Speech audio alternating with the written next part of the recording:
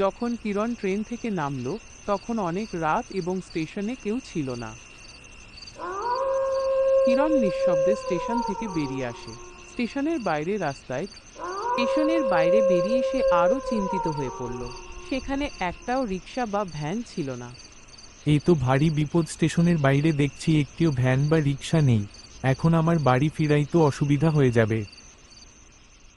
অবশেষে কিছু না পেয়ে কিরণ হেঁটে বাড়ি ফেরার সিদ্ধান্ত নেয় এবং হাঁটতে শুরু করে।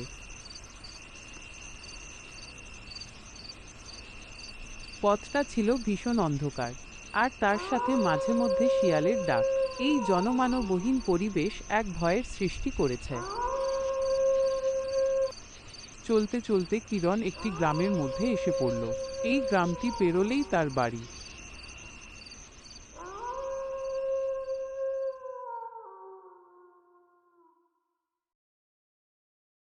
কিন্তু কিরণ পথে চলতে চলতে খুব ক্লান্ত হয়ে পড়ল, আর তার ভীষণ খিদেও পেল। উফ, এই পথে চলতে চলতে আমি ভীষণ ক্লান্ত হয়ে পড়েছি। আমার ভীষণ খিদেও পেয়েছে। ওই তো সামনে একটি বাড়ি দেখা যাচ্ছে, দেখা যাক কিছু খাবার পাওয়া যায় কিনা।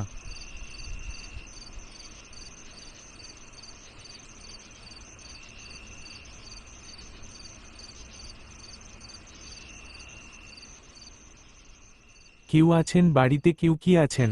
আমাকে একটু খাবার দেন না, আমার ভীষণ খিদে পেয়েছে। কিরণের ডাকে সেই ঘর থেকে একটি মহিলা বেরিয়ে আসে। কি হয়েছে? তো রাতে আপনি ডাকছেন কেন? আপনার কি হয়েছে? আমার ভীষণ খিদে পেয়েছে, দয়া করে আমাকে কিছু খেতে দিন। হ্যাঁ, ঘরের ভেতর চলুন, আপনাকে খেতে দিচ্ছি। দাঁড়া, দুজনে খাবার জন্য ঘরে চলে যায়। মহিলাটা তাকে বসিয়ে রান্নাঘরে খাবার আনতে যায়। খাবার এনে দিলে কিরণ বেশ আনন্দে খেতে শুরু করলো।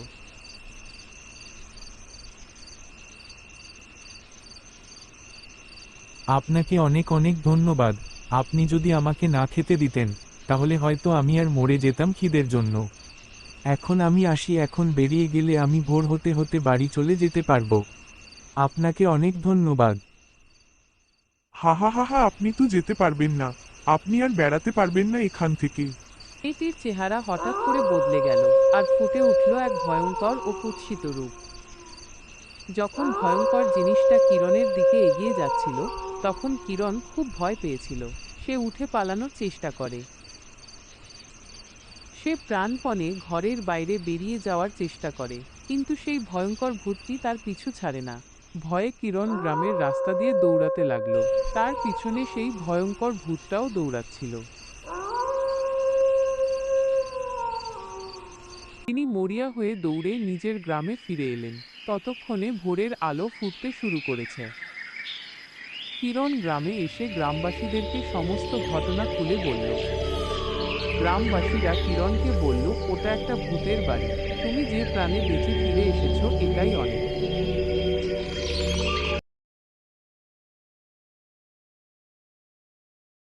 সেই জঙ্গলে গুহার মধ্যে থাকত একটি ছাগলছানা ও তার মা। ছাগলছানাটিকে তার মা রোজ বলতেন, আমি চলে যাওয়ার পর তুমি গুহার ভেতর থেকে বের হবে না।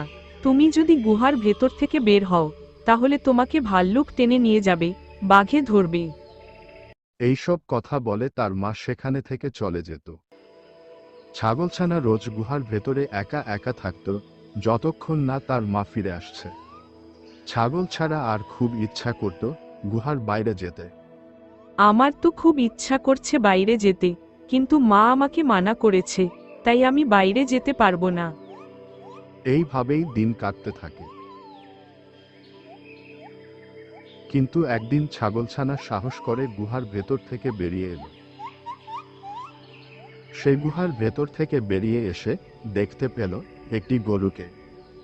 ছাগলছানা আগে এরকম এত বড় জন্তু দেখেনি। গরুর মাথায় শিং দেখে সে ভাবল, এটা একটি ছাগল, নিশ্চয়ই ভালো কিছু খায়, তাই এত বড়। ছাগলছানা গরুকে জিজ্ঞাসা করল, হ্যাঁ গো, তুমি কি খাও? তুমি এত বড় কি করে হলে?